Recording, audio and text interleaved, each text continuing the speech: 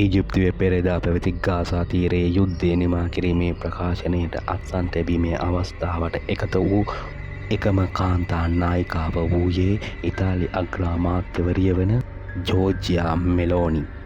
කාගේ අවධානය දිනාගත් චරිතයක් වුණා. මේ අවස්ථාවේදී ඇමරිකානු ජනාධිපති ඩොනල්ඩ් ට්‍රම්ප් විසින් ඇය දෙස බලා මෙසේ පවසනවා. මම කාන්තාවකට ඇමරිකාවේදී ලස්සනයි කියා ප්‍රකාශ කළොත් එයින් මගේ දේශපාලන චරිතය අවසන් වෙනු ඇත. ඒත් මාහට ලැබුණු අවස්ථාවෙන් ප්‍රයෝජනය ගත යුතුයි යනුවෙන් පවසා ඇති ජනාධිපති ට්‍රම්ප් ඉතාලි අගමැතිනිය වෙත හැරී මා ඔබට ලස්සනයි කියවට කමක් නෑ නේද යනුවෙන් විමසා තිබේ. කෙසේ වෙතත් 48 හැවිරිදි ඉතාලි අගමැතිනිය එහිදී ට්‍රම්ප් ජනාධිපතිවරයාට දැක් වූ ප්‍රතිචාරය කුමක්දැයි මෙතෙක් විදෙස් මාධ්‍ය වාර්තා කර නොමැත.